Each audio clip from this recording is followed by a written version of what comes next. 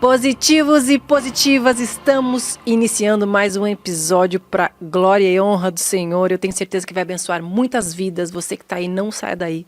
Já compartilha esse episódio, dá um like, começa a seguir, deixe seu comentário aqui embaixo durante o episódio. Nas suas dúvidas, aquilo que você tem para acrescentar. E hoje nós temos a honra de ter um convidado que eu tenho certeza que vai edificar muito a nossa vida. Mais uma vez, aqui com meu amor maravilhoso.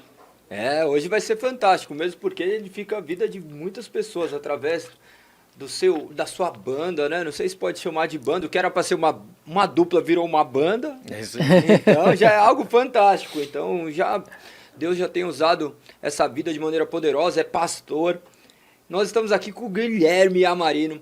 Ele é cantor, compositor, instrumentista do Projeto Sola ou Sola, como você preferir. Isso aí. Gostaria que você falasse um pouquinho sobre você, sobre a sua história, já para darmos início à nossa conversa. Muito obrigado por aceitar o convite, tenho certeza que será maravilhoso esse momento com você. Que legal, gente. Oi, tudo bem com vocês? Tudo. É um prazer estar aqui, gente que está assistindo também, é um prazer estar aqui conversando com vocês, dividindo um pouco da nossa vida, da nossa história, porque, de fato, quando Cristo restaura o nosso coração, com certeza isso acaba impactando outros, porque o Cristo que habita em vocês também escuta o Cristo que habita em mim e vice-versa. É bom a gente dividir isso. E, como você disse, eu sou do Projeto Sola, nós estamos desde 2015 com a banda, então já são aí, tá quase fazendo 10 anos, então é um marco bem importante pra gente. Nós somos uma banda de folk, é uma música bluegrass, folk, é aquela música mais tradicional ali, Escócia, Estados Unidos, Inglaterra. A gente gosta de tocar alguns instrumentos meio estranhos, que é o bandolim, o banjo, gaita, e a gente tem músicas que são cristocêntricas, a gente fala desse jeito, que são músicas que abordam a palavra de Deus de maneira fiel, ou seja, você vai ver músicas nossas com o texto bíblico ipsis literis, como está lá, e também com interpretações já ratificadas teologicamente e historicamente pela igreja e por uma boa interpretação da Bíblia, né? A gente canta a Escritura Sagrada.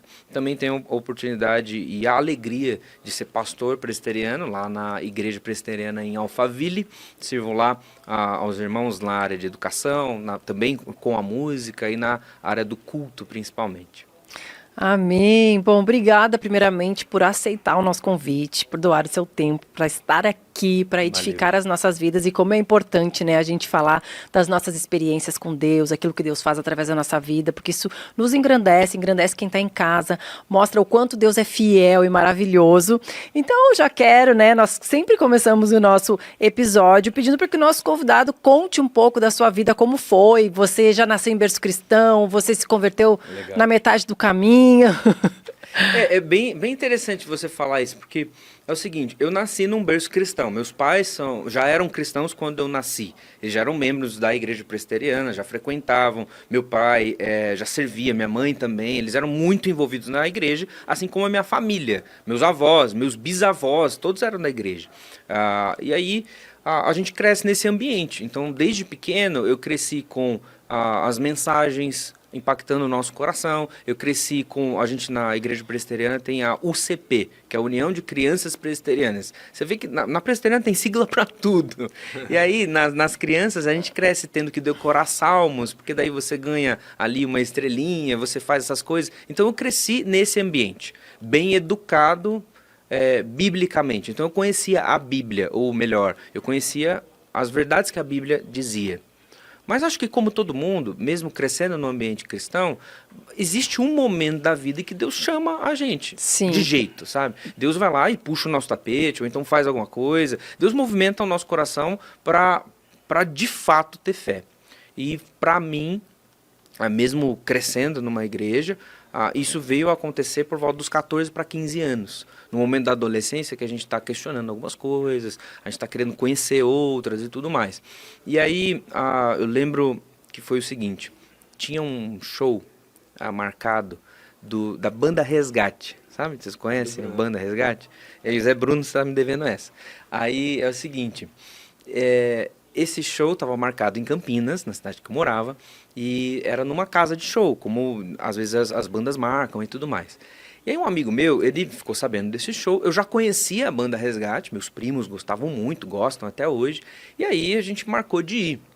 Só que o fato interessante é que tinha o show do Resgate, e logo depois, como era uma casa de show, ou uma balada, como a gente chamava na época, tinha a balada depois.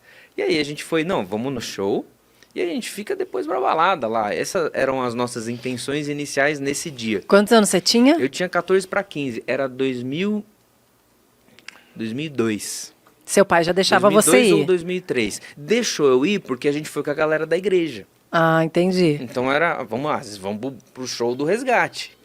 Aí o que aconteceu foi que a gente foi pro show de fato. Eu conhecia um pouco do Resgate, eu tinha ganhado um disco do Resgate na época. As letras do Resgate, elas são muito enfáticas em apresentar o evangelho, mas a minha intenção naquele dia ela não era isso. Era vou curtir o show, rock, eu gostava de rock, estava aprendendo a tocar guitarra, muito legal, e depois a gente fica lá pra, sei lá, fazer as coisas que a gente E na balada. fazer. Aí o show começa. Primeira música, eu lembro, era Água Viva. Aí começou aquele negócio. Falei, o que eles estão falando? O que eles estão cantando? Cada música que tocava era um baque. E eu comecei a perceber, assim, cara, tem alguma coisa diferente acontecendo. Alguma coisa, não tá igual todas as vezes que eu escutei essas músicas. Não tá do mesmo jeito, eu não tô entendendo nem ouvindo do mesmo jeito. Alguma coisa está acontecendo. E aí teve um momento em que o Zé, ele foi introduzir uma música que se chama Voz do Deserto, que é uma música que fala sobre João Batista. E ele fala algumas coisas muito importantes, né? Porque na fala de João Batista tá assim, olha, eu deveria amarrar a sandália dos seus pés, mas ao invés disso você que veio até mim. Era eu que deveria pedir para Cristo me batizar, mas João Batista é batizado, tem a opção de batizar Cristo. Sabe, ele que batiza Jesus Cristo. Jesus pede para ele isso. E é um contrassenso. E aí o Zé fala assim, olha, éramos nós que deveríamos ir até Deus. Éramos nós que deveríamos ir até Ele, porque é Ele que merece ser perseguido. No entanto, Ele que nos persegue. Ele que vai até o nosso encontro. E aí eu acho que foi a primeira vez que alguém falando da graça de Deus, eu consegui entender de fato. E foi Deus mexendo nesse coração aqui, que estava até então mais duro, mesmo vivendo vários anos, escutando a palavra, mesmo vivendo vários anos, cantando as músicas, os hinos dentro da igreja, um coração petrificado. E foi naquele dia que Deus transformou meu coração de pedra num coração de carne. E que doideira, né? Que doideira, eu posso dizer, que loucura isso, porque nem sempre nascer num berço cristão quer dizer que a criança ali, ela vai ter entendimento, ela pode decorar, né? Ela pode estar inserida naquele ambiente, mas o que vai diferir esse momento é realmente o encontro genuíno com Deus. É isso mesmo, por isso que a gente fala que é graça. Porque se fosse pela criação da pessoa, ou se fosse pelo timing dela, se ela se converteu criança ou adolescente, não seria a graça de Deus atuando. A graça de Deus é justamente um favor que é imerecido. É algo que Deus faz, não a gente. É algo que Deus decide quando, inclusive. Foi numa maneira super inusitada. Eu estava planejando uma outra coisa completamente diferente naquele dia. Por que uns mais cedo e em outros mais tarde? Deus decide. E Deus, na sua graça, decidiu naquele dia salvar a mim. Naquele dia, e não antes. E não quando eu tinha 9 anos. Tem amigos meus que se converteram com 8, 6 anos e entenderam isso. E, ok, é genuíno. Comigo foi mais tarde. Mas, no final das contas, Com ele foi mais tarde, 14 anos. a balada rolou depois, E a gente foi embora. não aguentou. Não, a gente foi embora. Que demais. Mas durante esse sentimento que você teve, algo começou a mudar dentro de você. E aí? E aí você foi pra casa, aconteceu alguma coisa diferente nesse show? Muita coisa. Inclusive, muita coisa que eu faço hoje. Porque primeiro que você começa a chorar, assim, compulsivamente, eu não conseguia. Depois dessa fala e das outras músicas, todas as outras, era assim, eu não conseguia segurar lágrima. Até meu amigo estava lá do lado, eles estavam ali. E, cara, aconteceu um negócio, assim, é uma experiência com Deus, cara. Foi um encontro com Deus. Deus veio ao meu encontro. O Espírito Santo cercou o coração e falou comigo. Isso aconteceu. E aí, a partir de então, a percepção que eu tinha da leitura da Bíblia, a percepção que eu tinha do relacionamento cristão, da participação, inclusive, na igreja, mudou totalmente. Acho que a forma mais básica que isso aconteceu na minha vida foi o desejo de compor canções, assim como o Resgate compunha. Desejo de... eles fizeram isso comigo, certo? Eles, com a habilidade poética, a habilidade musical, eles apresentaram o evangelho e isso mexeu comigo. E Deus usou eles como ferramenta para a minha vida. A partir de então, a primeira coisa que mudou na minha vida foi com música, estudando música e compondo canções, eu também gostaria de fazer a mesma coisa. Então foi a partir daí, eu já tocava, já tinha ali... eu tocava violão, cantava e tudo mais. A partir daí eu comecei a compor também. Então, a compor canções que, uma vez que outras foram importantes para mim, eu conseguia talvez demonstrar essa transformação no interior do coração na forma de uma música e tudo mais. Não estou dizendo que essas músicas dessa época eram boas, porque não eram.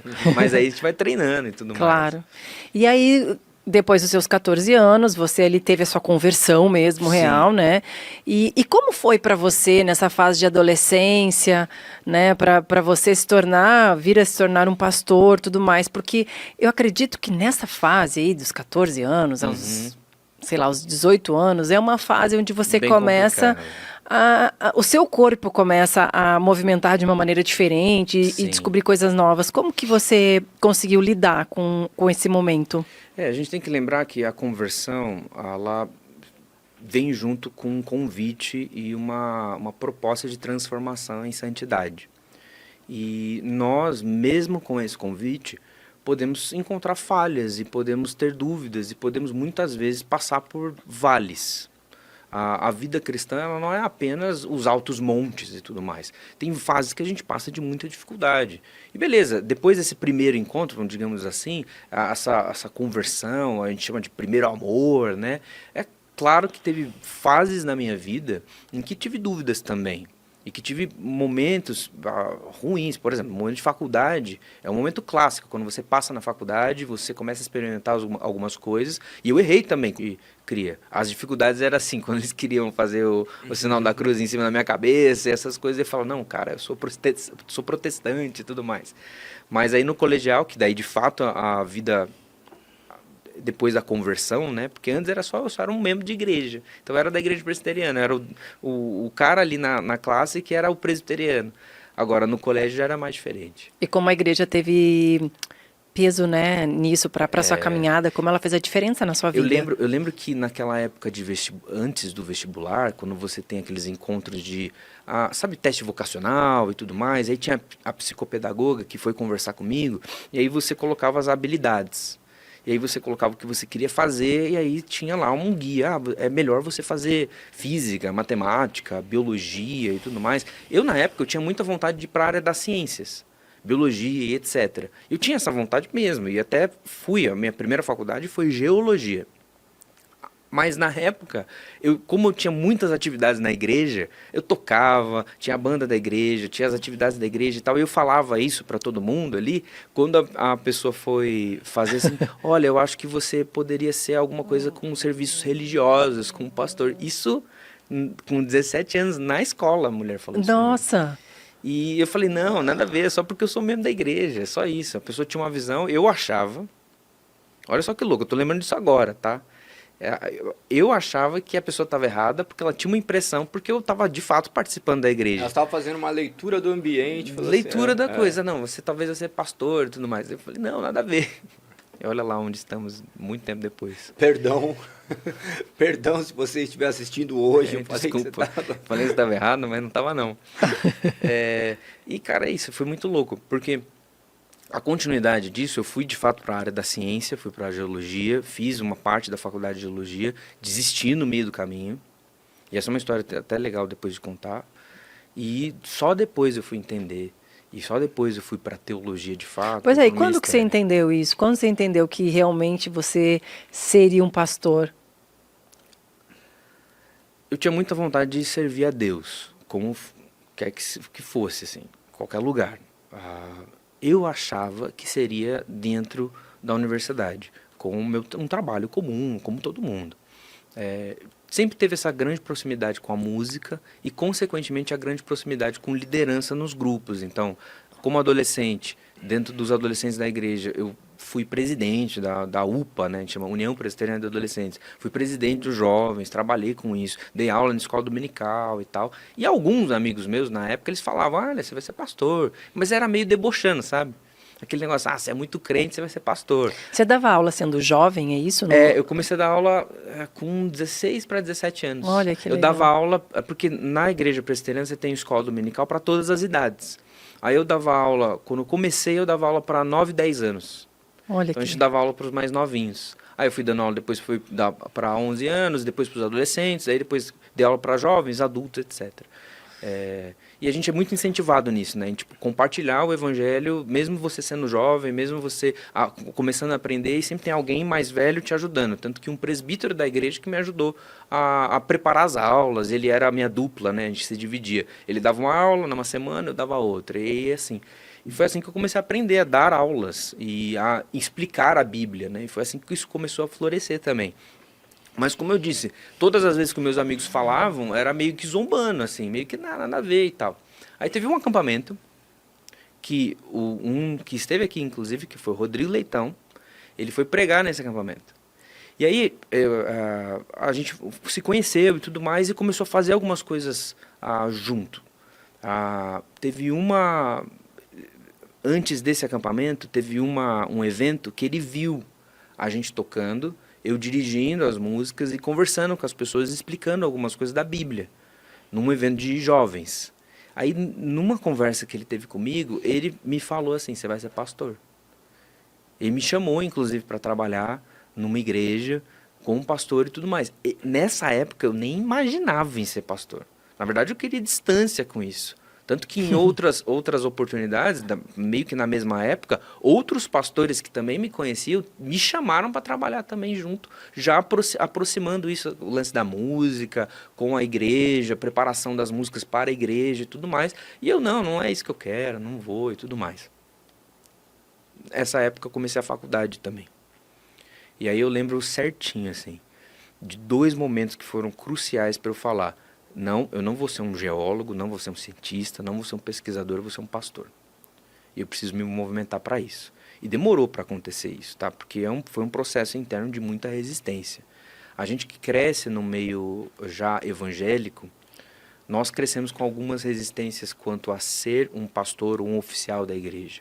Seja resistências financeiras, sejam resistências a gente fica sabendo de várias histórias de pastores, famílias de pastor, e problemas familiares, e muita dedicação que às vezes não queremos. Então eu tinha isso, eu tinha muitos preconceitos que tinham que ser tirados por Deus, assim. E eles foram indo um a um, ano após ano, assim. Em algum momento da sua faculdade, você ficou em dúvida entre seguir o evangelho ou sair desse meio e ir para um meio secular? Não. De, tipo, desistir da fé cristã. Não. Nenhum momento.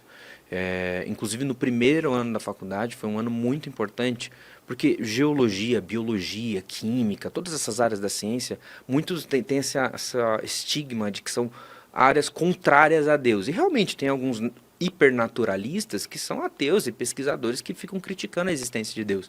E foi na biblioteca lá da universidade, da Unicamp, que eu encontrei um capelão da Abadia de Westminster, e nós como presbiterianos somos herdeiros de Westminster. E ele era um capelão e ele foi o primeiro paleontólogo que descobriu uma ossada de um dinossauro, assim. E ele pesquisava a partir de teologia natural e tentava ali expor algumas coisas da sua fé. Eu falei, então é possível caminhar sendo cristão e um cientista. Beleza, isso. Mas você era evolucionista? Cara, isso é uma discussão muito doida, muito doida. Eu acredito que Deus criou todas as coisas. E eu acredito também num diálogo com a ciência. Não dá para eu dizer se você é criacionista como a Terra Jovem ou como um evolucionista. Não dá para dizer. É uma conversa muito longa. Mas eu acredito sim que Deus criou todas as coisas. Nós somos criação dele. No entanto, eu também acredito em algum diálogo com a ciência. É bem importante a gente ouvir o que a ciência tem feito e algumas coisas, inclusive, considerar. Porque Deus também abençoa as pessoas que Com estão certeza. pesquisando ali e dá muita sabedoria para elas. Isso é graça comum de Deus, né? Toda a verdade é a verdade de Deus. Né? Isso, aí já tá calvinista, cara. Então, aí teve um momento na faculdade que a gente fazia, na geologia, viagem a campo. A gente ia para algum lugar, mapear esse lugar, e a gente ficava uma semana, 15 dias, mapeando um lugar. E eu lembro que era em Rio Claro, a gente estava ali mapeando uma porção de fazendas, mapeando solo e etc. A van deixava a gente num lugar, de manhãzinha, ia buscar depois, e a gente se dividia em grupos. Eu lembro que eu estava escutando, eu levava o celular, tal, colocava fone, e escutava algumas músicas nesse caminho. Aí eu estava escutando uma música de uma banda que chama Sweetfoot, uma banda californiana, os caras tudo surfista e tudo mais. É uma banda que tem muitas músicas legais de rock, e eles são cristãos, não é música exatamente para a igreja, música para todo mundo ouvir e tal, mas músicas que refletem muito da Bíblia, muito do cristianismo, que pontuam algumas coisas importantes. Aí eu estava escutando uma música que chama This Is Home, que ele fala muito dessa vontade de um coração humano de encontrar um lar, de encontrar uma casa, de fazer parte de algo e tal. E aí aquilo foi, cara, eu fui chorando, assim. E fui pensando, cara, eu tô no lugar errado. Eu tô fazendo a coisa errada. Não é pra eu fazer isso. Isso é muito legal, é massa, eu gosto e tudo mais, mas eu tô no lugar errado. Caramba. Deu algumas semanas, eu fui fazer uma entrevista para uma iniciação científica lá dentro da Unicamp. E aí eu sentei, e aí o cara me apresentou o projeto, eu ia fazer um projeto, ia fazer uma pesquisa e tudo mais, ele botou um monte de folha assim dentro da mesa, e falou assim, isso aqui vai ser o seu mestrado, isso aqui vai ser o seu doutorado, e aí o seu pós-doutorado pode ser nesse tema. Daí eu vi assim, cara, minha vida decidida muitos anos por uma pessoa X. Eu falei, não sei se eu quero isso. Eu agradeci o cara, desci. Na hora que eu desci, eu abri meu celular, eu deixava aquele aplicativo da Bíblia sempre colocando um versículo. E aí o versículo era aquele versículo, procurem as coisas do alto. Olhem para as coisas do alto. Eu falei, cara, não tem nada a ver isso. E mais um ponto que fincou no meu coração, cara, eu tô no lugar errado. Isso foi importante ali naquela época. Eu já estava no 3º para o 4º ano da faculdade. Só que eu não tive coragem, na época, de completamente largar tudo e ir para o ministério pastoral. E os seus pais nessa época? O que eles falavam sobre isso? Eles pontuavam algumas coisas, mas eles eram bastante empolgados com a ideia da ciência.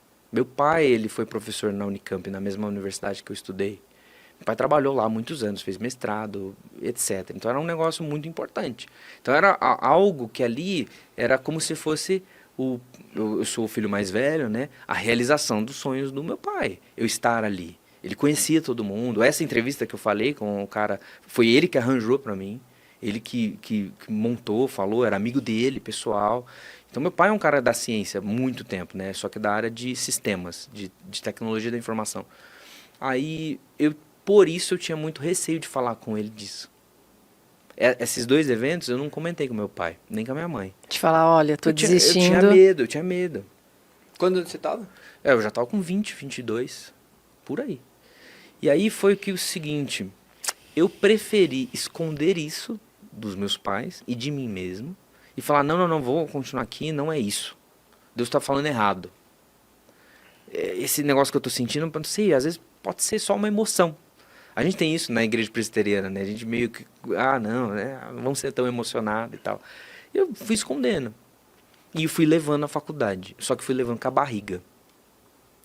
A faculdade era em 5 anos. No meu 5º ano eu não estava formado. Estava longe de ser formado. Eu ia me formar com 7. Aí eu cheguei no 7º ano. Pedi reingresso. E não ia me formar. E aí começou a ser uma bola de neve. Eu ia para a faculdade e eu ficava no carro. Eu ia para a faculdade, eu ia para a biblioteca. Eu não ia na aula. Eu faltava nas aulas. Eu falava com meus amigos, dava uma desculpa e tal. Eu já estava trabalhando numa ONG, e aí dava desculpa que estava trabalhando, mas às vezes eu estava no carro ali e tudo mais. Eu não cursei. Os meus últimos 2 anos de faculdade, eu não cursei eles. Não fui em uma aula. Reprovei tudo por falta, fui jubilado, pedi reingresso, e aí ia ser jubilado de novo, e aí sim eu desisti. E aí seus pais não viam isso? Seu pai não via? Não contei nada. Aí foi de 2013 para 2014. Eu contei para todo mundo uma história completamente diferente. eu contei que eu estava formado em geologia. Eu cheguei para meus pais e contei, ó, tô fazendo TCC, tô formado, acabei, beleza e tal. E aí eu, então, poderia estar livre para fazer todas as coisas que eu quisesse. Estudar música, dar aula de música em escolas, que eu já estava começando a dar aula. Na época eu já tocava em casamento, tocava em baile, já ganhava uma grana tocando e investindo nisso. Então era uma coisa que eu queria fazer. E contei para meus pais que estava formado em geologia, de 2013 para 2014. Isso durou alguns meses, porque deu fevereiro, meus pais viajaram. Aniversário de casamento deles, eles viajaram, passaram 15 dias fora. Esses 15 dias, Deus me incomodou de um tal jeito que acho que eu não passei um dia em paz. Nenhum dia em paz. Eles voltaram, eu já sabia o que eu tinha que fazer. Contar para eles o que eu tinha feito. E contar também para todos os meus amigos que eu tinha mentido que eu estava formado. Na verdade, eu saí da faculdade. E aí, um detalhe bem importante, eu te falei que meu pai era, assim, muito... ele é um entusiasta da Unicamp. Ele era isso. E ele, assim, pra mim, assim, se eu falasse pra ele, eu não saí da faculdade e tal, eu ia ser um desabrigado do dia pra noite. Você estava com medo de decepcioná-lo. Totalmente. Como todo mundo E de tem. ficar desabrigado. A gente tem um medo disso. Acho que, inclusive, depois contando essa história para outros, depois de muito tempo, muitas pessoas vêm falando isso. Eu tenho medo de falar com meus pais, porque eles têm uma expectativa e eu não vou cumprir essa expectativa. A gente tem medo disso. E esse era o meu maior medo na época. E por várias vezes meu pai teve brigas homéricas comigo por conta da faculdade, por conta de estudo, por conta de rigidez, etc. Nessa época que eu comecei a mentir, o relacionamento meu com o meu pai, principalmente, com a minha mãe também, mas principalmente com o meu pai, ele começou a ruir, assim, a gente não tinha muita conversa. Muitos dias eu dava bom dia para ele e dava boa noite para ele, a gente não falava mais nada. Eu não tinha uma conversa de pedir um conselho, eu não tinha uma conversa de falar alguma coisa. Eu com meus irmãos, um relacionamento também morto, assim. E tudo isso dizendo que era cristão, tá? Tudo isso servindo na igreja também. Isso é importante dizer. E aí, eles voltando de viagem, Deus incomodou meu coração a contar. Primeiro eu contei para minha mãe. Contei tudo isso que eu falei, muitas outras coisas. Depois que ela ressuscitou, você contou pro pai. A última coisa que minha mãe falou foi assim, na conversa ela falou assim, agora você vai ter que contar pro seu pai. E meu pai estava a trabalho na época, né, e tal, e ele ia voltar à noite. E eu mandei uma mensagem para ele e falei assim, pai, vamos comer uma pizza. Cara, eu nunca tinha feito isso. Pai, vamos comer uma pizza. Eu nunca tinha chamado meu pai para sair, para ir em algum lugar. Cara, eu já tinha 24 para 25 anos. Cara, como é que faz isso? E aí a gente saiu, fomos comer pizza, estamos comendo e eu falo, pai, eu preciso te contar um negócio. E eu contei tudo isso para ele. Eu falei, pai, eu pequei contra mim mesmo, contra você, contra Deus, eu menti, eu falei que era formado, mas eu não sou, eu saí da faculdade, é isso que aconteceu, eu não sei o que fazer, falei um monte de coisa. Falei. Aí meu pai virou assim, ele olhou bem pra mim. E ele falou assim, Guilherme, eu não vou te perdoar. Nessa hora, o meu mundo caiu, cara. Tipo, foram assim, talvez foi 1 segundo, nem 2 segundos. Pra mim foi a vida inteira. Eu falei, pronto, vou morar na rua, vou ter que me virar, vou ser expulso de casa. Vou tocar na Praça da Sé. Vou tocar na praça com o case aberto aqui e tal. Eu falei, cara, o que vai acontecer com a minha vida, cara? Eu tava assim, sem saber de nada. Foi um dos momentos mais incertos da minha vida. Senhor, por que me abandonaste? Cara, bizarro isso. É verdade. Aí, meu pai virou e continuou. Eu não vou te perdoar porque Cristo já te perdoou. Quem sou eu para segurar um perdão que Cristo já te deu? Você já confessou.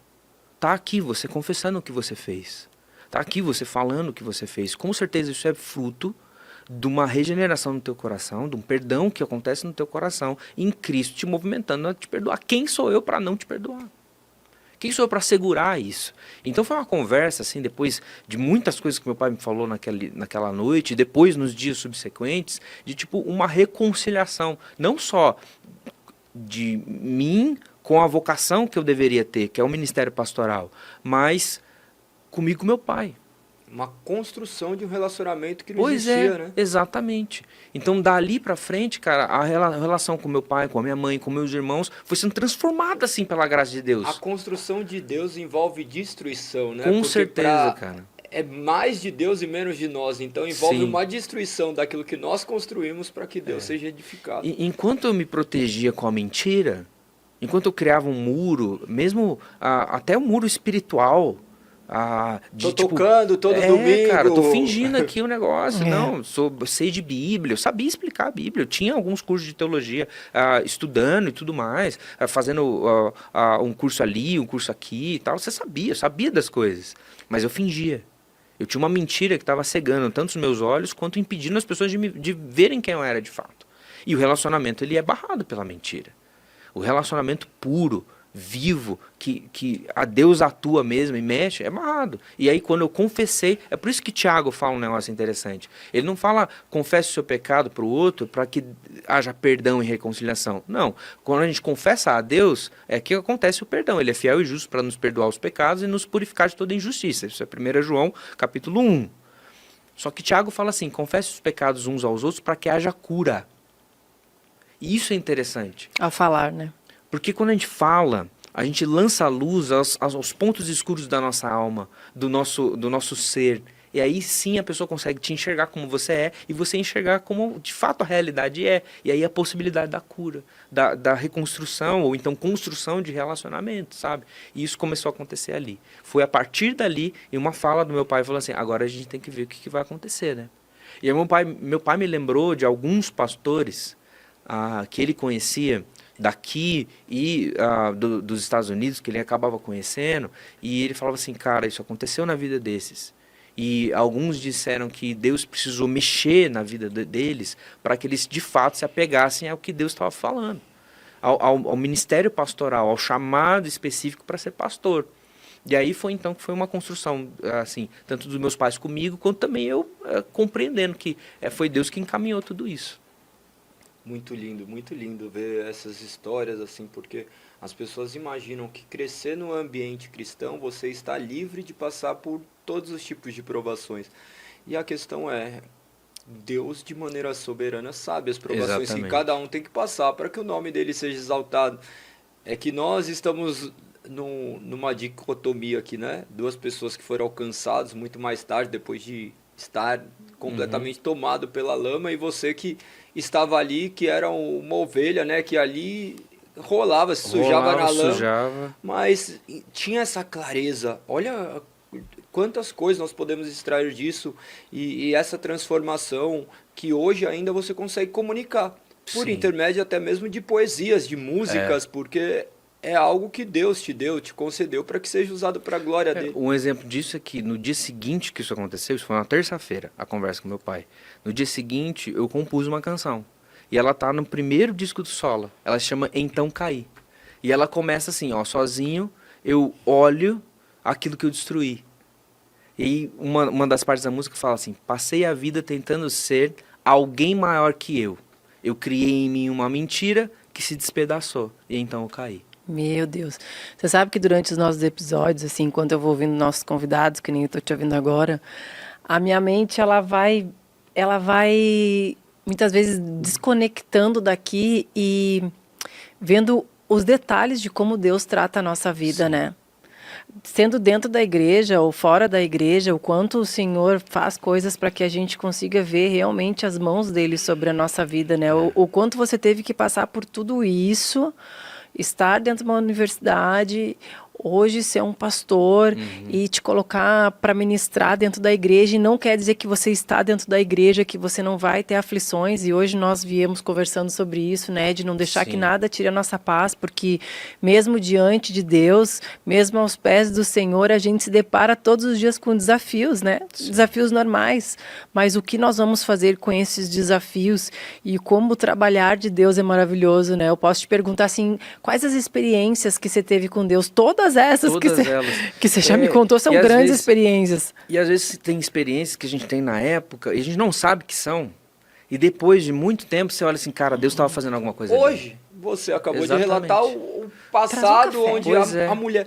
É que o ser humano passou a entender que só é de Deus e falar assim, Deus está mandando te falar, veio uma voz do alto, e Deus está sempre falando, nós Deus não que estamos desperdiça nada, cara. surdo para a voz de Deus, e o Espírito Santo nós queremos encaixotá-lo como um ar de religiosidade, e por vezes ele vai se manifestar de maneira grandiosa, mostrando, tá vendo, eu usei a mulher ali para abrir seus olhos daquilo que eu já iria fazer na sua vida. É muito maravilhoso. E assim, e por a gente estar dentro da igreja também, né? Às vezes eu me sinto até pensando assim, não posso falar isso, né? Porque eu já tenho entendimento, mas eu me questiono agora, por que às vezes Deus demora tanto, né? E para apresentar, né? Mas isso é exatamente. E a gente está em vales. Só que Deus se revela tanto nos altos quanto nos baixos. Principalmente nos baixos, né? Com certeza. Com certeza. Agora, qual a sua visão, assim, sobre... Eu falo inimigo, né? Mas qual que é a sua visão sobre isso? Como que o diabo tenta o ser humano? A gente, na Escritura Sagrada, tem alguns nomes para isso, né? Diabo, Satanás, etc. Todos esses nomes têm uma etimologia que dá para a gente entender o que acontece. O diabo não é inimigo de Deus. O diabo é nosso inimigo. A gente chama na teologia do inimigo das nossas almas, né? Então, a intenção do diabo, dos demônios, do poder e potestades e tudo mais, é justamente tentar a nossa alma, para que a gente não perceba o que Deus está fazendo, para que a gente não perceba o que a lei de Deus diz, para que a gente veja de forma nebulosa e tudo mais. Então, o diabo, ele muitas vezes causa feridas em nós, para que a gente desanime. Pensa na história de Jó. A história de Jó tem lá, ao começo, um encontro do diabo com Deus. E aí o diabo, conversando com Deus, fala assim, olha esse Jó aí. Ele diz que te adora, mas é porque a vida dele é muito fácil. E aí Deus permite que o diabo toque em Jó em algumas coisas, mas não lhe tire a vida. E é uma situação complicadíssima para Jó. Ele perde os filhos, perde os bens, ele tem feridas, ele passa um monte de coisa. E a sua fé ali é provada, e a sua confiança em Deus ali é provada. Inclusive a confiança em Deus dos seus amigos. É provado durante todo o livro de Jó. Muitas vezes a gente não dá bola o suficiente para isso. E aí eu vou falar contra o meu lado, o lado dos reformados, que não dão muita bola para diabo, poder e potestades e tudo mais, e a gente ignora. Essa é uma das formas que o diabo faz, inclusive, de sair bem na fita. Existe uma advertência justamente contra isso, para não que a gente não ignore. Outra forma é de dar um poder demasiado a ele que ele não tem. A gente às vezes tem medo da ação do inimigo, sabendo que Deus já venceu o inimigo. E aí vem Martinho Lutero, tanto C.S. Lewis e vários outros teólogos que já tiraram uma sacada disso. As duas coisas que um cristão deve fazer com o diabo: escarnecê-lo, ou seja, fazer piada dele, porque ele já está derrotado, e dizer para ele, de fato, o destino futuro dele, que é derrota. Mas aí a pessoa tá lá e ficou, sei lá, aconteceu alguma coisa na vida dela, como o de Jó, por exemplo. Ela pegou uma enfermidade, está com uma enfermidade.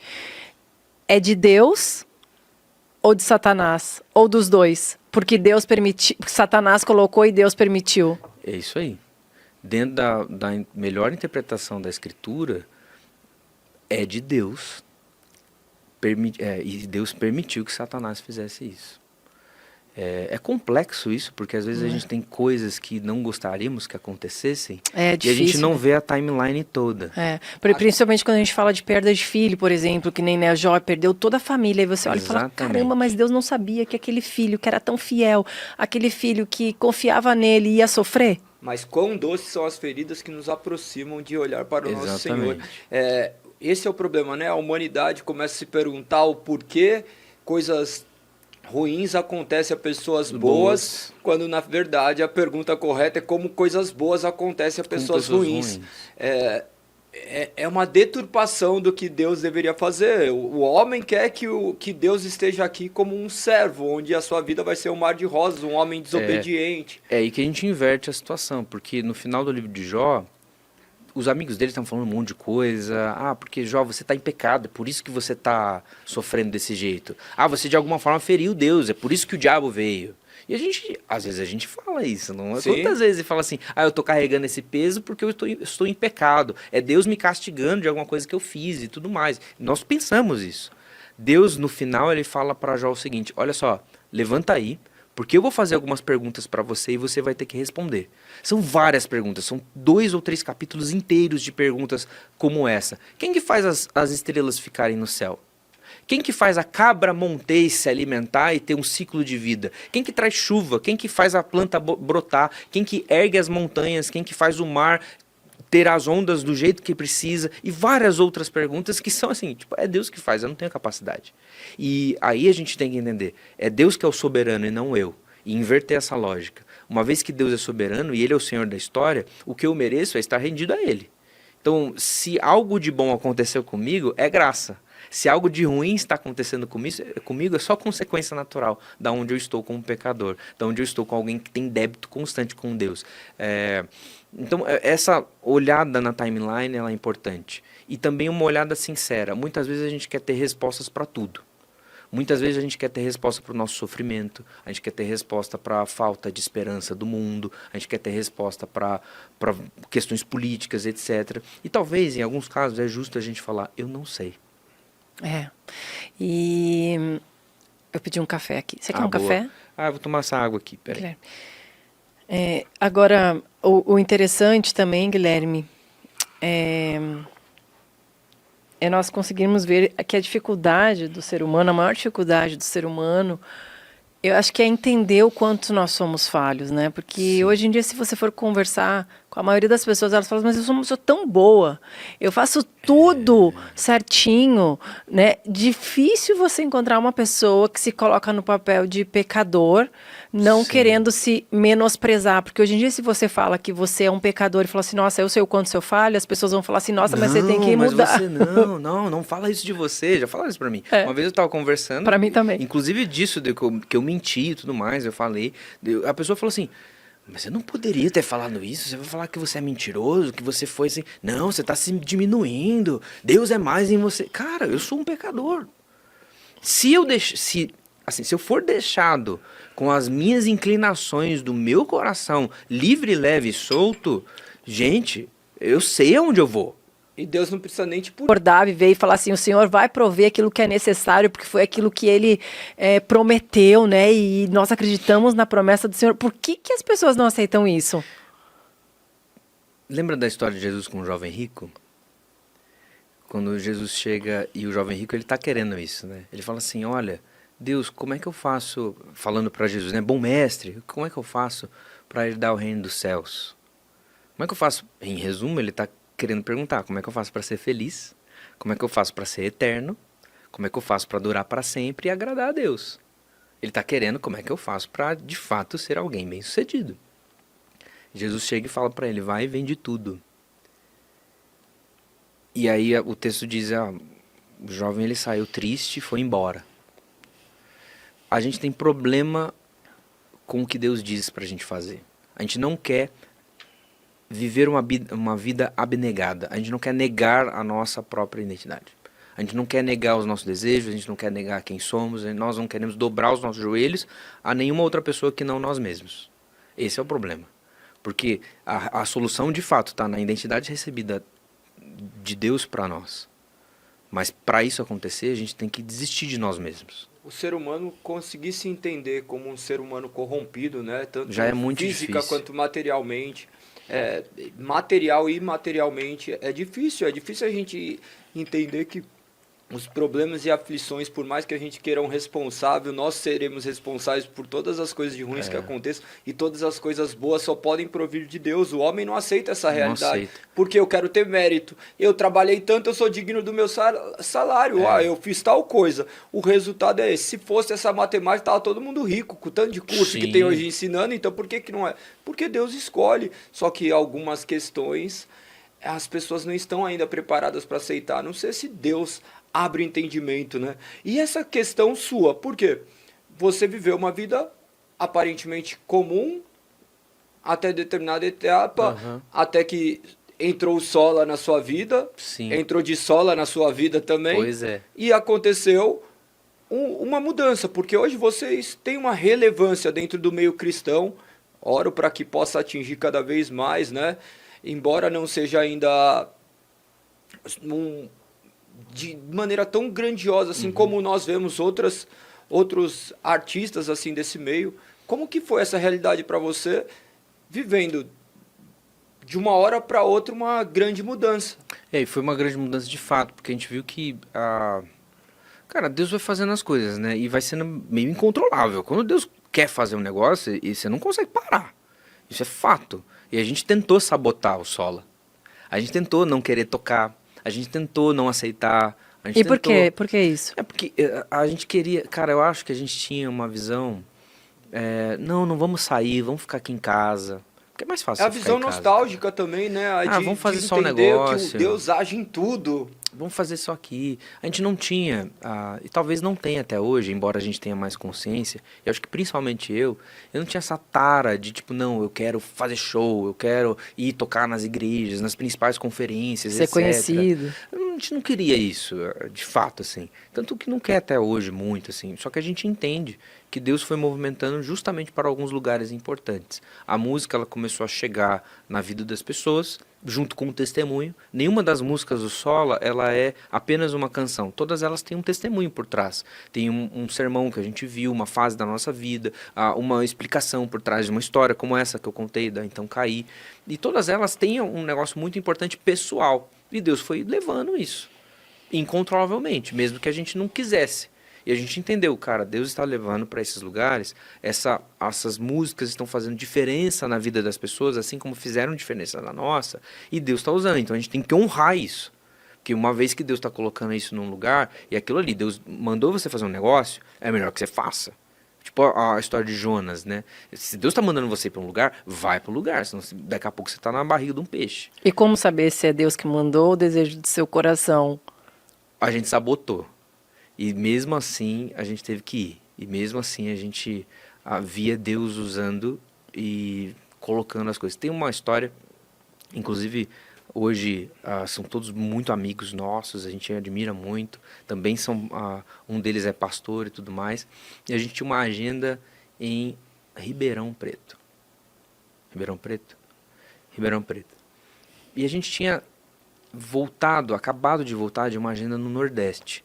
Nós tínhamos passado 3 dias no Nordeste cantando em algumas igrejas diferentes. A gente voltou e aí tinha uma agenda no dia seguinte. Só que assim, eu cheguei em casa do aeroporto às 6 da manhã.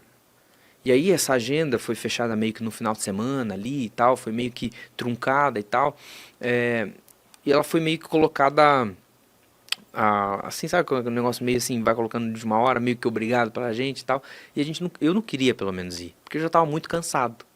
E eu estava me importando mais com o meu cansaço, com o meu, entre aspas, descanso, do que com isso, de fato. E aí era um aniversário de uma igreja lá e tal, muito importante, e a gente foi. Só que estava marcado para sair às 8. Então, o Rafa, que era esse que cuidava da nossa agenda, mais o Andrade e mais um baixista, na época nós éramos só isso na banda, eles passaram em casa.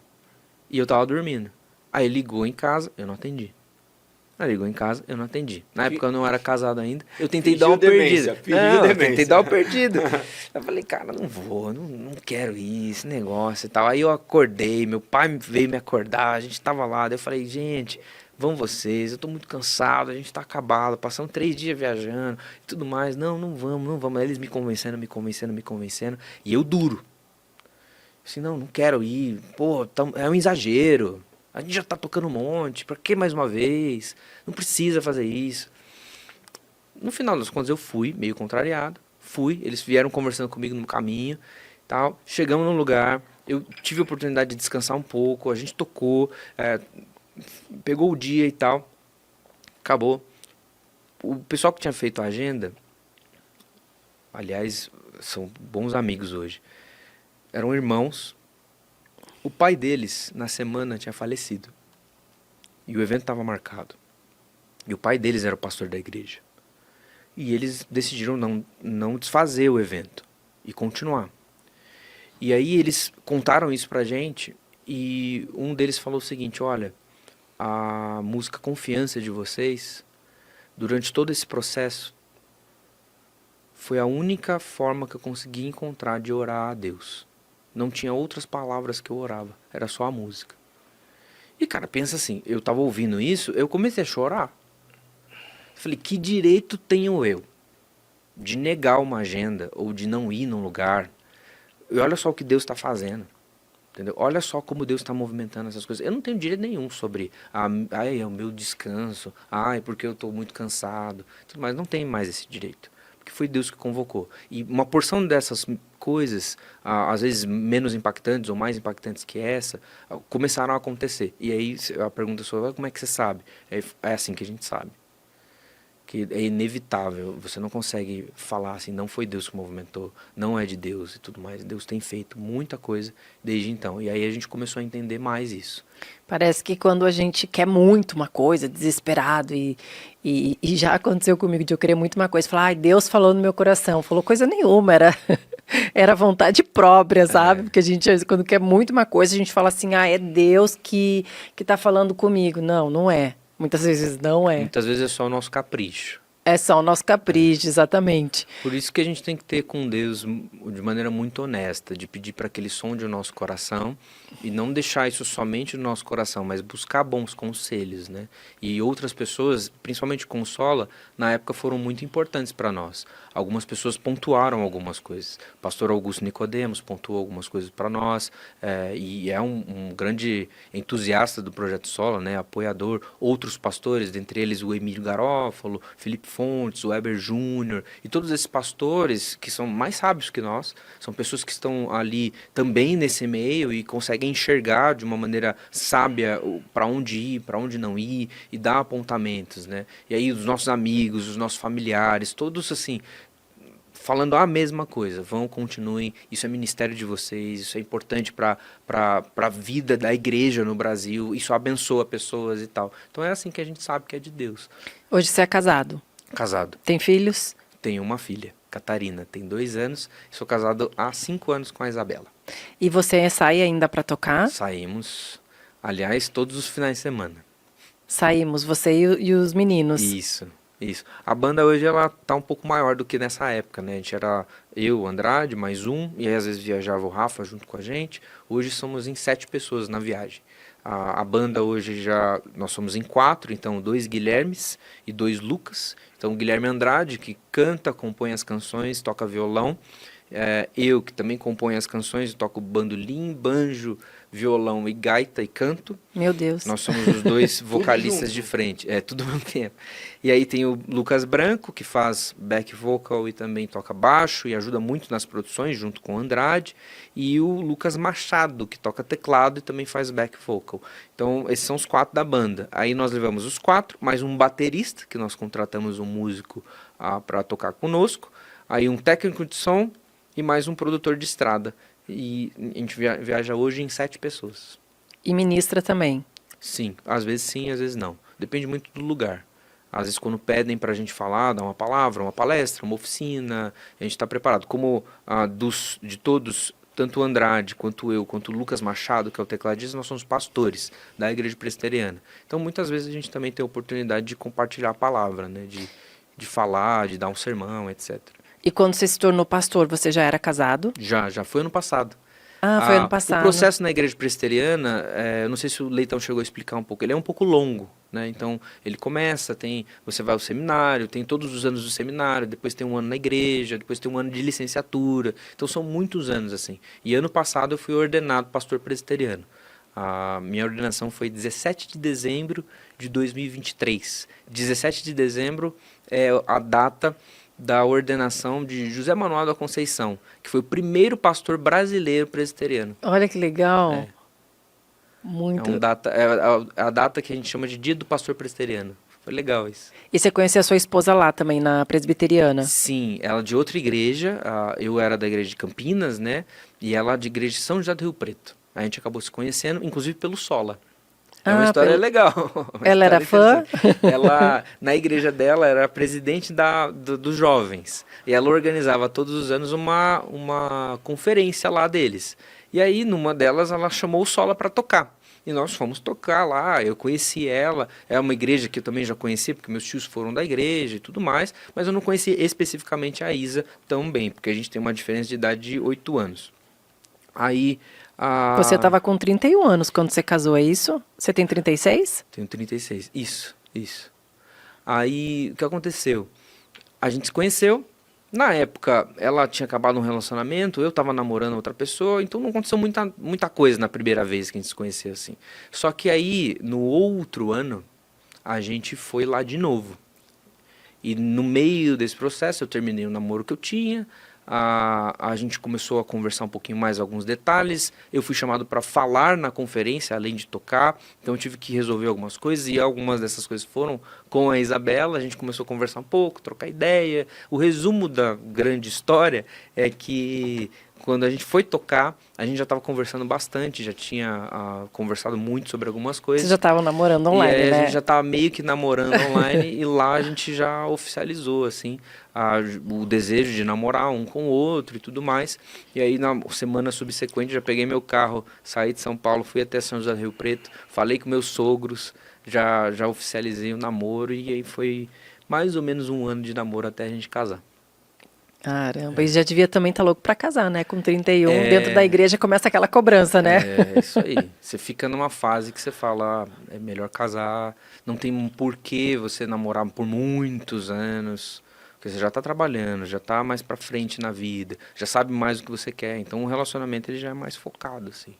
É. Não tem tanta enrolação. Não que seja uma coisa fácil também encontrar uma pessoa, né? A gente não é fácil. conhece várias pessoas, assim, que querem casar, que estão na igreja, mas não é fácil, porque você tem que conhecer a pessoa. Sim. Nem todo mundo que está dentro da igreja, né, realmente serve ao Senhor.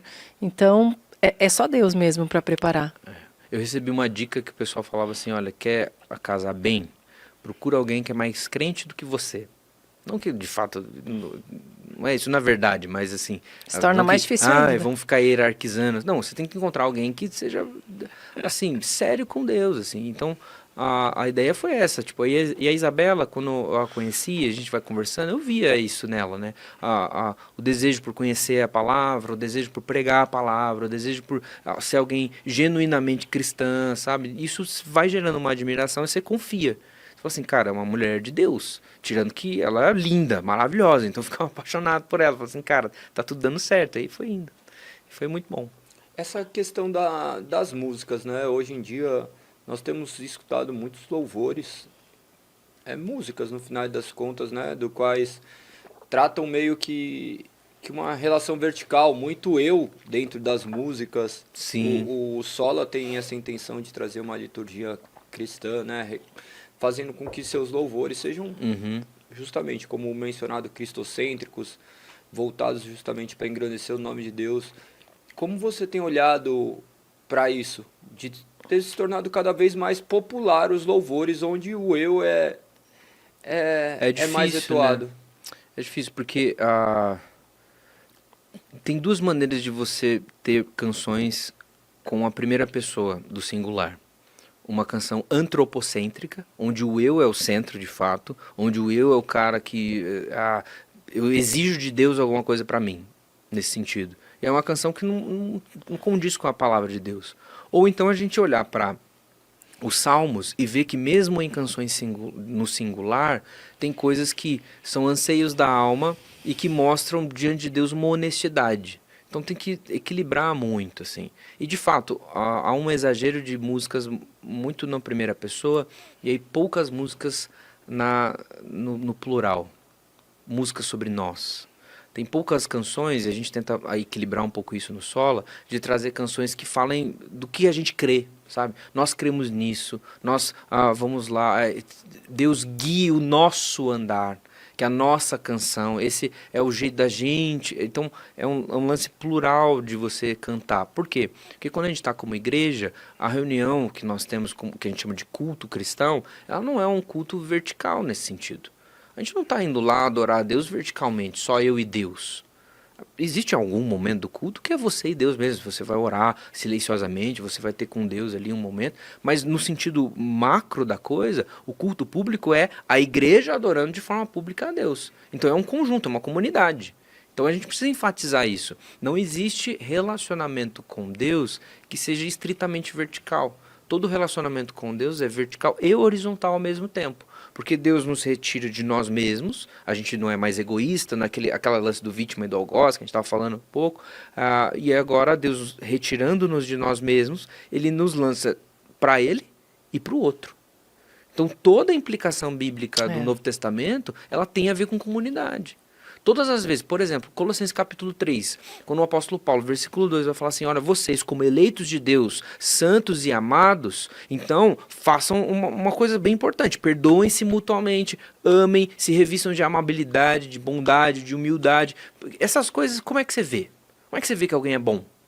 Quando você vê ela sendo bondoso com outra pessoa. Como é que você vê que alguém é humilde? Ninguém é humilde em si mesmo, mas sim numa relação com o outro.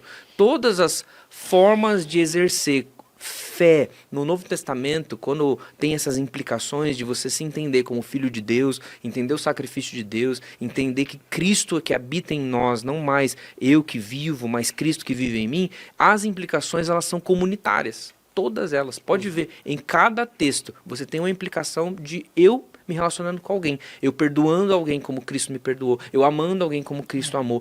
Eu fazendo, por exemplo, apóstolo Paulo, o ministério da reconciliação que aparece em 2 Coríntios. Da onde que é a reconciliação? A reconciliação só eu e seres etéreos? Não, é alguém, gente. Entendeu? Então, por isso que acho que essa ênfase nossa em querer cantar sobre comunidade cristã, ela é muito importante. Porque não tem relacionamento com Deus. Há parte do relacionamento com o outro.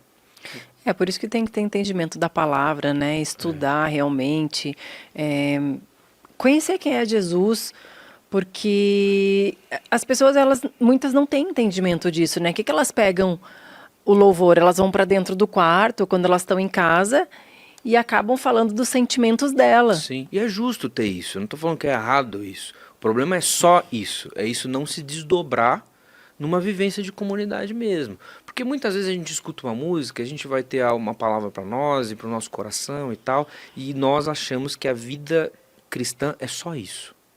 E a gente divide, a gente bota uma caixinha nessa área da vida. Sim, a gente acha verdade. que Deus só quer isso. Deus quer tudo. Pessoas que não vivem também, não conhecem a Deus e cantam aquilo lá porque estão colocando para fora os seus sentimentos, mas não conhecem verdadeiramente o que é louvar a Deus. Isso. É isso que você está querendo falar. O que é adorar a Deus, o que é viver para Ele, o que é abrir mão dos seus desejos, abrir mão de si próprio e reconhecer Cristo como Senhor e Salvador. Porque quando você reconhece Cristo como Senhor e Salvador, não tem como você não viver copiando o que Cristo fez. Dar atenção a quem precisa de atenção. Vestir quem precisa ser vestido. Ouvir quem precisa ser ouvido. E falar para quem precisa de uma palavra. Não tem como. Não tem como. A gente é moldado, transformado, né? Sim, sim. E aí a ideia da gente cantar a escritura e fazer tudo isso em forma de música é justamente trazer esse ensino, essas pancadas teológicas que a gente precisa, né? E é mesmo porque a música tem um poder de comunicação muito grande, com né? certeza. Ela penetra de uma forma que pessoas decoram. Se falar Sim. de músicas seculares aqui que talvez você nunca tenha escutado, vai A gente falar alguma sabe. coisa, você vai saber por quê. Porque a onda sonora faz alguma coisa dentro de Isso. nós que nós já sabemos, né? A ciência Sim. já comprova. A gente acerca disso. decora coisas muito mais fáceis. Tem versículos que a gente decora por causa de música. Tem ordem dos livros da Bíblia que a gente decora por causa de música. Por exemplo, se você tentar lembrar os últimos sermões que você escutou, você vai ter uma certa dificuldade de lembrá-los. Essa dificuldade não é igual em relação à música. Você lembra as músicas que você escutou. Você lembra, às vezes você decora as músicas, porque ela tem uma facilidade na repetição, no jeito que é colocado, nas ondas sonoras, na melodia, e você acaba decorando. Martinho Lutero, da Reforma Protestante, ele, ali desenvolvendo a Reforma na Alemanha, ele falava que a música cantada na igreja, ela tem que ter o teor de um sermão cantado. O mesmo rigor da teologia, da seriedade bíblica. Por quê? Porque as pessoas cantando, elas vão ter uma lectio sonora, ou seja, um ensinamento sonoro. Então a música, ela ensina muito, muito mesmo. E ele falava também que a palavra deveria ser pregada tão fácil como se a mãe estivesse explicando para o um filho. É isso mesmo. É a maravilha do protestantismo. E glória a Deus, né? Porque hoje isso daí tem se tornado mais popular. Sim, Porque graças a Deus. surgiram outras bandas também, a Purples, Sim. que estão cantando as escrituras, que tem tido uma grande repercussão, assim, né? João Manô. João Manô faz isso, tem vários outros que estão fazendo isso, Canto Verbo faz isso de uma forma muito bonita também, no estilo deles. Então, cada um desses que tem surgido, aí você vê tantas músicas do João Manô, Norton Pinheiro, você observa que tem interpretações bíblicas, tem rigor teológico. Você vê na Purples, por exemplo, tem no estilo deles, tem explicação bíblica. Às vezes a música tem uma música de Efésios, que é o texto de Efésios ali. E aí você está cantando, você está decorando, você está ensinando, você pode mostrar para alguém, para conhecer alguma coisa. Então, a gente precisa disso, de artistas nos vários estilos diferentes, de um estilo mais, como a gente tem o worship, né? Você pode ter esse estilo, você pode ter um estilo mais como o nosso, folk, aí você vai pro rock, vai pro pop, Tem pode... o Rodrigo Camican, que canta rap. Isso, rap, cara. Meu, é fantástico, assim. E isso daí... Isso é a nova reforma, né? A reforma do Pode século ser, XXI, pode a ser. reforma digital, onde aqueles que não tinham conhecimento, porque hoje nós temos visto o crescimento Sim. e a busca por conhecimento, porque as pessoas não aguentam mais ser enganadas, elas deixaram de acreditar que aquilo que estão falando é verdade, elas querem que as escrituras comprovem aquilo que estão dizendo. É. Isso daí é louvável e nada melhor de fazer isso por intermédio das músicas. Eu creio que muitas músicas que surgiram por intermédio de pessoas que foram capacitadas por Deus para isso é justamente com essa finalidade. Nós temos Fanny Crosby, né? Compositora de Compôs hinos. 4 mil, cerca de Sim. 4 mil músicas cega. Ela trouxe verdades que o homem até hoje consegue contemplar. Tem a Amazing Grace, né? Que é Amazing uma Grace história... de John Newton, uma baita de uma história. Ele era mercador de escravos e naquela época em que ainda existia uma certa tendência a terem mercadores de escravos e tudo mais, tinha sim um desejo de abolição e tudo mais, mas ele passa por um momento muito drástico durante uma das viagens do seu navio e aí ele clama para Deus, Deus, se você me salvar eu não vou mais fazer isso. E Deus salva, e ele sai salvo. E aí, então, ele tem essa experiência com Deus muito forte e tudo mais, e aí ele começa a compor canções, e uma delas é o Amazing Grace. E uma música que marcou uma geração. Castelo Forte, né? Castelo Que Forte, Martim Lutero. Vocês trouxeram o Castelo, ressurgiram o Castelo Forte, né? Porque não era tão cantada mais. Sim. Pelo que eu andei pesquisando, assim, porque eu tenho 2015 que ocorreu nossa conversão, né? Que o senhor veio ao nosso encontro. E eu tenho muita tendência a estudar essa história e ver o que tem acontecido. E vocês trouxeram de volta à tona esse louvor que retrata essa grandeza de Deus. E qual história dentro dessas músicas do Projeto Sola é a que mais te marcou? A que mais marcou? Eu acho que tem uma das canções que é a 126. Que ela é o Salmo 126, né? Quando o Senhor libertou os cativos que estavam em Sião, trouxe os cativos ali, nós ficamos como quem sonha. Então nossa boca se encheu de riso, nossa língua de júbilo, as grandes obras foram proclamadas. E o final do Salmo, ali tem um negócio assim, ele pede no meio, né? Restaura, Senhor, a nossa sorte como as torrentes do Negueb. E tem um clamor, assim. E o final tem aquele que sai chorando, enquanto semeia, voltará com os feixes cheios de alegria. Então o salmo é um salmo bem impactante, ele faz parte de um bloco de salmos ali, muito impactante para a fé cristã e assim, para a nossa compreensão de como Deus supre as nossas coisas, a nossa vida, como supre a nossa alegria, né? Como Ele é a fonte da alegria. E eu compus essa canção numa fase de vida que eu estava com o futuro muito incerto. A gente estava bem no começo do Sola, ainda não era suficiente o Sola para trazer segurança financeira nesse aspecto. Eu estava solteiro, não sabia o que eu queria. Será que eu vou para esse lado? Será que não? Será que eu dou aula de música e foco nisso, esqueço o Sola, ou a gente tenta? Então estava assim, meio etéreo todas as coisas, sabe? E aí essa música veio ali como uma forma de cara, eu vou focar em Deus, eu vou continuar fazendo o que eu preciso fazer. É promessa de Deus isso. Lembra de quem te libertou, a música fala uma hora. Lembre quem te libertou, ele é a alegria que o fará voltar a sonhar. Isso está escrito ali na música, uma reinterpretação do Salmo. Beleza, compus a música, aí eu enviei para o Andrade. Na época, o Andrade, ele estava com alguns problemas muito graves na vida da família dele. O Tito tinha nascido com alguns problemas, o primeiro filho dele tinha nascido com alguns problemas na coluna, tinha hérnia e tinha algumas coisas ruins, assim, questões de saúde muito importantes, e a Tainá tinha acabado de descobrir um câncer de pele. E eles estavam começando esse negócio de tratamento. E o Gui saía de Guaratinguetá, estado de São Paulo, para vir até Alphaville, na igreja que a gente está hoje, para dar aula de música, e ali ele tirava uma parte do sustento do mês. E aí ele estava voltando e ele tinha contado o dinheiro errado e tal, ele só tinha o dinheiro da passagem, não estava com fome, não tinha comer e tudo mais. E aí foi na hora que eu mandei para ele a música. Ele disse que ali naquele momento a música bateu assim como uma promessa de Deus mesmo para ele, dando confiança, dando segurança e fazendo ele voltar para a escritura para cumprir o que tinha que fazer. Aquele dia marcou muito, mas a história da música não acaba aí. Porque aí passa algum tempo, a gente decide colocar ela num disco que chama 500, que a gente lançou em 2017, em comemoração dos 500 anos da Reforma Protestante. E aí quando a gente está gravando a música, está numa época em que a minha avó estava no hospital. Ela tinha hepatite C e ela estava muito mal na época. Então ela estava indo e voltando do hospital, indo e voltando do hospital, aí internou. Aí internou e não saiu do hospital de jeito nenhum. E aí na semana que a gente estava terminando de gravar, foi uma semana que eu ia para o hospital, ficava o dia inteiro e voltava, gravava o que tinha que voltar, gravar e voltava para o hospital, e minha avó estava assim, acabando a vida.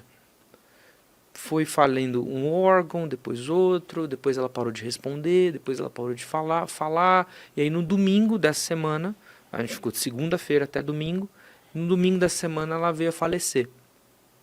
E a gente gravando a música. E cara, foi assim, a gente estava na sala ali, a gente saiu um pouco, meu irmão ficou com a minha avó, eu estava com o meu avô na época, e aí a gente recebeu o recado que tinha falecido, todo mundo foi lá, a gente estava chorando e tal, eu saí, eu recebi no celular a versão da música pronta. E aí eu fui ao banheiro lá do hospital, e escutei, e cara, a música que eu tinha escrito quase um ano atrás, foi o instrumento que Deus usou para me consolar ali naquela época. E isso acontece direto com várias músicas nossas. Seja a Confiança, seja 126, seja Colossenses 1, seja Confissões, seja Magnificar, seja Por Todos os Dias. Parece que as músicas elas vão se ressignificando. Ela passa um tempo, a gente está passando por uma aflição, porque, cara, a gente vai passar por problemas. A gente vai passar por situações que deixam a gente angustiado, a gente vai passar por situações, e Deus usa as nossas próprias canções para consolar a gente, fazer a gente voltar à palavra de Deus, para buscar o consolo, a paz, a buscar de fato a confiança nele e não nas situações, para a gente parar de olhar para as circunstâncias e retomar o olhar com fé a Deus, sabe? E ali naquela época foi tipo, foi a palavra de Deus na época certa, no momento certo ali. E o Senhor nos faça ter clareza, né, daquilo que Ele quer nos revelar, porque quantas vezes a gente lê, eu ano passado li toda a Bíblia, né, foi maravilhoso, daí eu voltei a ler, parei, no outro dia já comecei. Aí esses dias eu falei, Galego, onde que eu tava que eu não li essa parte? Deus se revelou para mim de uma outra forma. Sim, você vai observando as coisas que às vezes passam desapercebidas e Deus direciona a mesma palavra, o mesmo salmo, o mesmo contexto, o mesmo versículo, em outro momento Deus usa de outra forma, sabe? É doido isso. E como que foi vocês se lançarem em meio a um ritmo que é completamente alternativo, né? É bem alternativo mesmo. Porque não é o trivial. Todo mundo vai para um MPB, para algum... Eu não sou muito conhecedor de música, mesmo porque eu sou completamente desafinado, não tenho nenhuma habilidade, algum dote para tocar, mas o pouco de conhecimento, folk não... Aqui no Brasil é praticamente... bem raro, assim. É uma espécie em extinção, né? O que é o folk? O folk, como conceito, o folk é música folclórica. Então, cada país tem uma música folk mais típica. Normalmente, a música folk, ela é a forma mais simples de música, de você elaborar. Por exemplo, no caso para nós, a música folk seria música raiz. Então quando você vai pro sertanejo raiz, pra música indígena, pra todas essas formas de música, você vai ver um padrão. E o padrão ela não tem tantos acidentes, como nós chamamos na música, então ela é mais focada numa escala que nós chamamos de pentatônica. São notas mais naturais. Consequentemente, é exatamente por isso que é uma música, nesse sentido, popular, de festas populares, por isso música folclórica. É uma música fácil de todo mundo cantar, é uma música fácil de todo mundo repetir, um refrão que é envolvente e tudo mais. E aí, no mundo, a música folk foi se desenvolvendo de uma maneira mais específica em alguns países. Por exemplo, você tem a música folk irlandesa, com as músicas, para quem escutou, sabe no Titanic? Quando tem o Jack e a Rose dançando ali naquele coisa, é uma música folk irlandesa. É aquele jeito de festa, de celebração, uma música muito alegre, que traz uma coisa mais dançante mesmo e tudo mais. Normalmente lembram dos ratinhos dançando Os ratinhos em Londres, dançando, né? Exatamente. E aí você tem esse tipo de canção, música folk ali, seja na Irlanda, na Escócia e tudo mais, usando essas músicas mais celebrativas. Como chama aquele instrumento? Grandão, mal, que tem uma bolsa gigantona. É como se fosse um instrumento de... Isso lá. é uma gaita de fole. Gaita de fole, essa mesmo. Tem a gaita de fole, você tem outros instrumentos, e todos os instrumentos bem alternativos, quase tipo de instrumento raiz mesmo. Artesanais, né? Para nós é uma viola caipira, mas para os outros países tem cada um instrumento.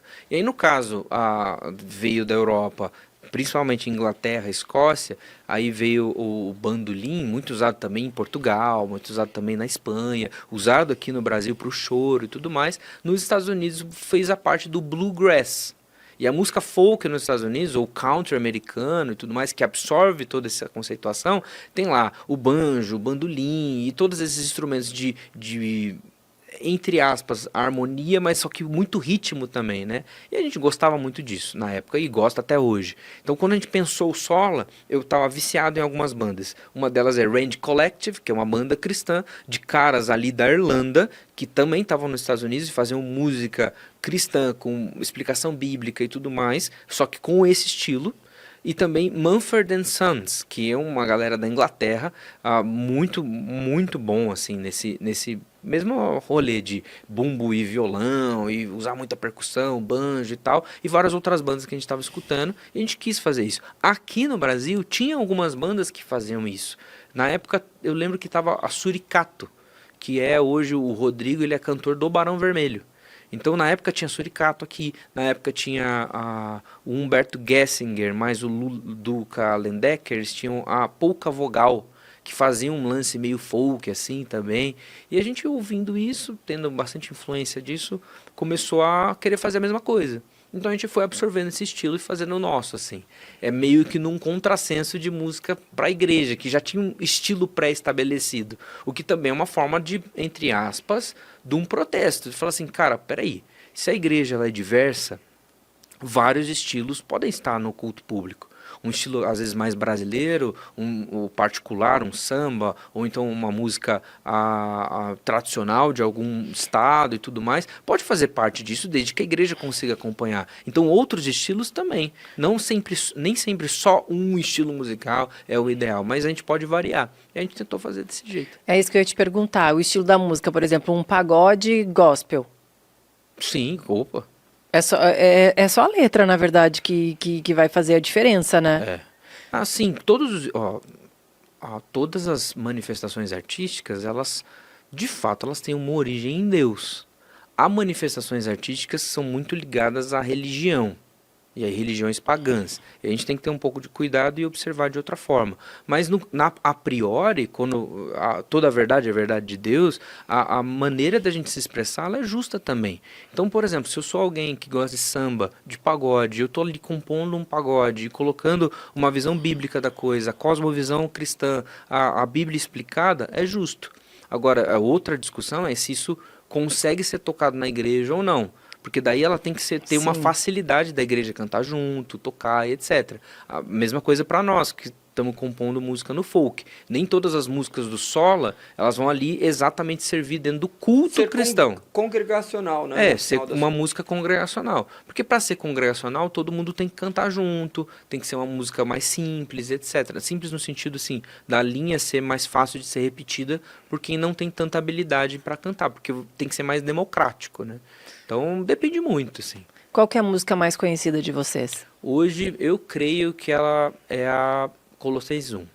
Que é, você pode cantar Tem pra gente? duas, Não? que é aquela Ele é a imagem do Deus invisível, que é exatamente Ai, é o Colossenses maravilhosa 1. essa música, meu Tem Isaías Deus. 53 também, que é Ele não tinha qualquer beleza ou majestade para nos atrair, nada havia em sua aparência para o... Aí essa música tem Isaías 53 certinho também. As duas têm a mesma característica. Ai, que Colossenses linda. 1 ou Isaías 53 é o texto lido ali. Qual que você tinha falado aqui, amor? Falei essas, eu acho. Eu acho que falei Isaías 53. É. Você Aí tinha tem, cantado. Nossa, É por isso que eu não peças. reconheci nenhuma. tem outras conhecidas como Êxodo, Redenção, Até Outra Vez, que é uma bênção. A história de Até Outra Vez é interessante, porque a gente estava num culto uma vez, e aí o pastor, na hora de dar a bênção, tem a bênção clássica, né? Que a graça de Jesus Cristo, o amor de Deus o Pai, as consolações do Espírito Santo estejam sobre vocês, ou outras, assim. E aí esse pastor, ele decidiu fazer uma bênção diferente. E ele repetiu uma bênção irlandesa, que é: a estrada se abra à sua frente, que o vento sopre em teu rosto, que a chuva caia suave nos seus campos, e até nos encontrarmos outra vez, que Deus lhe guarde em sua poderosa mão. Eu falei, cara, esse negócio é bonito. Aonde é isso? Eu perguntei pro pastor, ele me falou, é uma benção antiga, irlandesa. Tem várias músicas adaptadas para isso, para canto coral e etc. Eu falei, pronto, vamos fazer uma música disso aí. E aí surgiu Até Outra Vez, que é a benção. Nossa, que legal. É. Que legal. Tudo tem história, né? Todas têm. O problema é que nós desprezamos a história. Nós queremos o novo, nós queremos construir uma história e esquecemos que o autor da grande história é Deus. Sim. E se a gente olhar para o passado, nós não repetiremos os mesmos erros. Como que surge a sua inspiração para escrever? Você sente e fala assim, amanhã, por exemplo, coloca na sua agenda, amanhã é dia de escrever música, ou você tá vivendo a vida e aí daqui a pouco fala, olha, surgiu uma música aqui. Já foi desse jeito. Mas hoje, com os compromissos todos e tal, eu não consigo mais fazer exatamente isso. Ter assim, não, hoje o vento bateu diferente aqui, vou compor uma música. Porque artista tem muito disso, né? Às vezes a gente não está exatamente preparado para escrever. Inspiração é um negócio difícil de vir, é bem difícil isso. Só que aí eu fui estudar composição. E estudar composição me deu ferramentas para eu organizar as coisas de uma maneira mais adequada. Então, quando você vai estudar música, e principalmente composição, para você criar boas melodias, boas harmonias, compor letras que tenham ali uma forma mais adequada e atinjam o que você quer dizer, então você se municia de coisas boas para você conseguir usá-las. Eu digo que sim, tudo na música você pode agir livremente, desde que você saiba bem as regras. Por exemplo, um guitarrista, ele com 3 aulas de guitarra, ele vai tocar alguma coisa. Mas quanto mais ele estudar, mais livre ele vai ser no instrumento. A mesma coisa para qualquer área da música. Quanto mais você estuda a técnica, mais liberdade você tem para sentar e compor algo e tudo mais. Então, depois de estudar composição e tal, agora eu faço isso. Eu preciso estudar, eu quero compor uma música desse jeito. Aí a gente pega referências e tal, essa música é legal, isso aqui é massa, putz, escutei alguém cantando isso daqui, tal linha melódica, será que é legal? E aí você mistura tudo e aí você começa a fazer algo. Então eu sento já meio que pronto para fazer o que eu preciso fazer. Principalmente porque tem outras 1000 tarefas, tem pastorear a igreja, você tem trabalho na APECOM, você às vezes tem que dar aula, tem as agendas do solo, Casamento, tudo mais, filho. o casamento, a filha, não dá pra, vou sentar aqui de madrugada para tocar um violão, aí eu vou acordar minha filha que está dormindo. Então, hoje tem que ser mais regrado e tal. Então eu tenho algumas regrinhas que eu coloco para mim mesmo, assim, para eu conseguir fazer e entregar as canções, assim, compor e tudo mais. Hoje a gente meio que já endereça as canções. Como que eu penso hoje? A gente, vamos produzir um álbum novo do Sola. Aí normalmente a gente olha para a igreja e para as pessoas que a gente conhece e tal, a gente fala assim, o que é que precisa ser cantado que tem pouco? cantado, tem pouca coisa cantada atualmente que a gente poderia enfatizar. Não que não tem, mas às vezes a gente esqueceu, ou é uma fase que ninguém está cantando muito sobre isso e tal, e aí a gente começa a focar as composições nessas temáticas, entendeu? Divido as temáticas, vou estudando sobre elas, vou vendo quais textos bíblicos falam sobre isso, quais livros que poderiam me ajudar a trazer mais conhecimento e tudo mais, e aí as músicas vão surgindo. Sempre é mais endereçado hoje do que tão livre quanto é para um adolescente, talvez tenha mais tempo e tal. E a questão de escrever livro, é um hobby? Ah, nós ganhamos Cara, um o negócio livro. tá virando aí. Olha aqui, ó. Arthur e o Coração de Pedra, para os nossos filhos. É isso aí, é isso aí. Essa é uma história infantil que a gente teve a É um graça... livrão, né?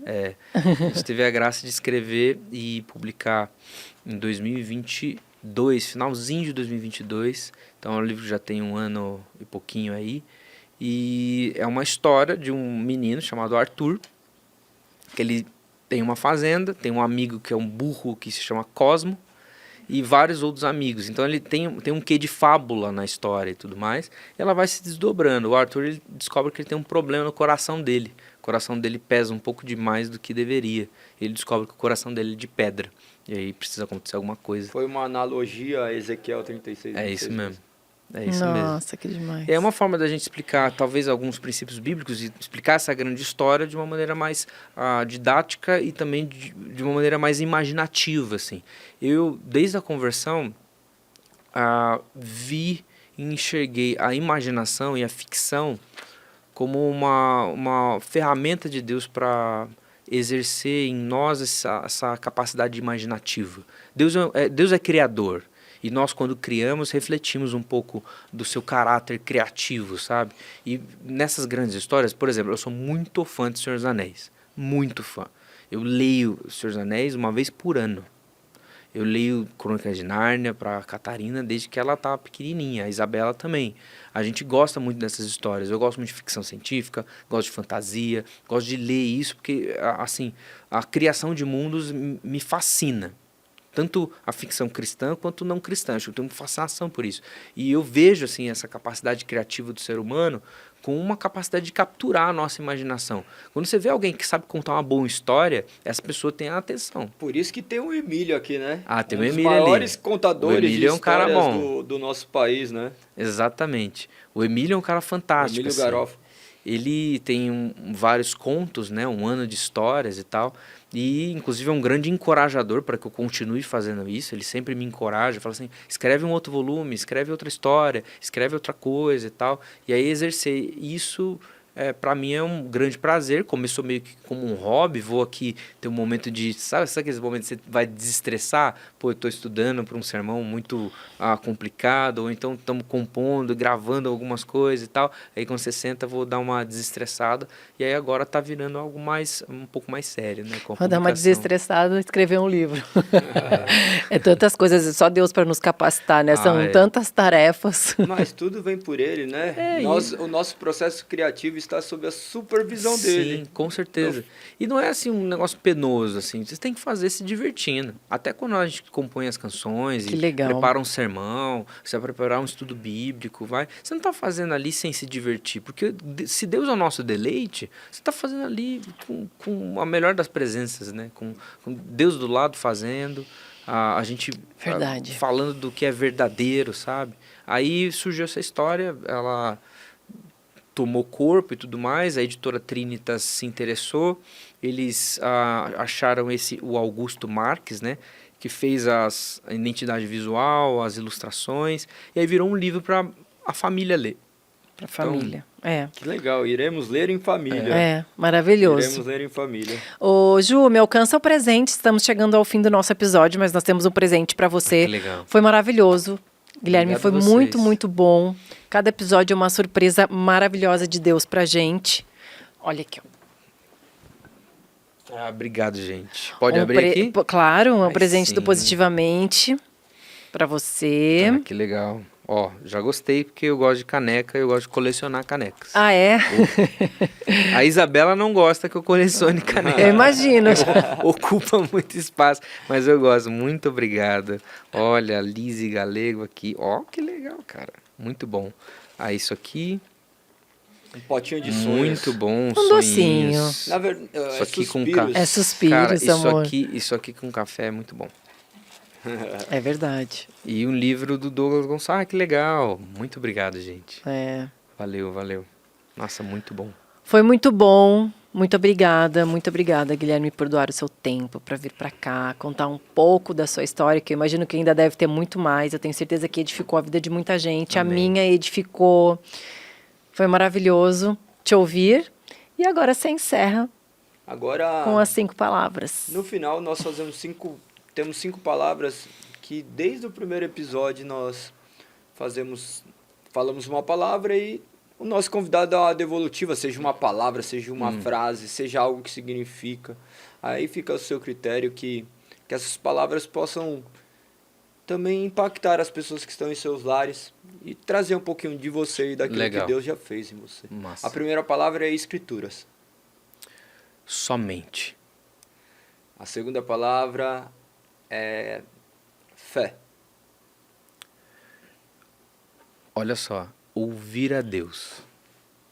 Terceira palavra, graça. Favor imerecido, não tem como escapar dessa. É entender isso, favor imerecido. Quarta palavra, Cristo. Salvador e Redentor. Quinta palavra, Deus. Para nós, Deus para nós é aquele que se revela e que invade o nosso espaço. Ele veio até nós. Amém. Amém, amém, Amém. maravilhoso. A gente sempre termina o nosso episódio orando para essas pessoas, para essa pessoa que está aqui nos ouvindo, que tirou seu tempo. Eu não sei aonde ela está, onde você está nesse momento, mas a gente quer orar pela sua vida. E eu vou te convidar para você orar hoje, Guilherme, por essas pessoas que estão aqui, por essa pessoa que está nos ouvindo agora, né, e que recebeu essa mensagem. Já quero te convidar para compartilhar esse episódio, para curtir, para deixar sua mensagem, porque eu tenho certeza que tem muita gente que você conhece que está precisando ouvir. Que legal. Vamos orar então? Vamos orar. Amém. Deus, Senhor do Universo, soberano sobre toda a criação, a gente nos colocamos muito alegres. Estamos felizes porque através do Senhor nós podemos contar as nossas histórias e reconhecer que o Senhor movimenta cada passo das nossas vidas. Obrigado por isso, Deus. Te agradeço pela Lise, pelo Galego, te agradeço por essa conversa, te agradeço também por cada pessoa que está escutando, ouvindo as palavras que foram ditas, prestando atenção, e que o Senhor use, Deus, cada uma dessas palavras para a edificação da vida de cada um, Deus. Muitas vezes nós não sabemos como as pessoas que estão nos assistindo estão, mas que o Senhor traga esperança para o coração aflito, que o Senhor traga fé, Deus, para as pessoas que estão procurando uma resposta, que o Senhor, Deus, traga consolo ao coração que muitas vezes está desesperado, paz àqueles que estão muitas vezes aflitos e desesperançosos, Pai. Que a Tua esperança, que é Cristo Jesus, que é a única esperança na vida e na morte, possa ser o apego desses que estão ouvindo, Deus, que eles possam firmar os seus passos na Tua palavra, que eles possam olhar o Senhor como o único Senhor e Salvador de suas vidas, Deus, e nós clamamos, Pai, que Teu Espírito seque cada um de nós, sonda o nosso coração, Deus, fala ao nosso coração, que quando nós formos à Tua palavra para nos alimentar, que a gente possa entendê-la, movimentados pelo Teu Espírito, Deus. Cuida, Deus, de nós, e continua, Deus, utilizando-nos como ferramenta para edificação uns dos outros, para que a gente possa ensinar e aconselhar uns aos outros, para que nós possamos também ter uma compreensão correta de quem somos e sermos fiéis, demonstrando o Teu reino hoje e até o fim de nossas vidas, Pai. Em nome de Cristo Jesus que oramos. Amém. Amém. Amém, amém. Que você fique em paz, que o Senhor te dê muito amor e sabedoria. Até o próximo episódio. Um grande beijo.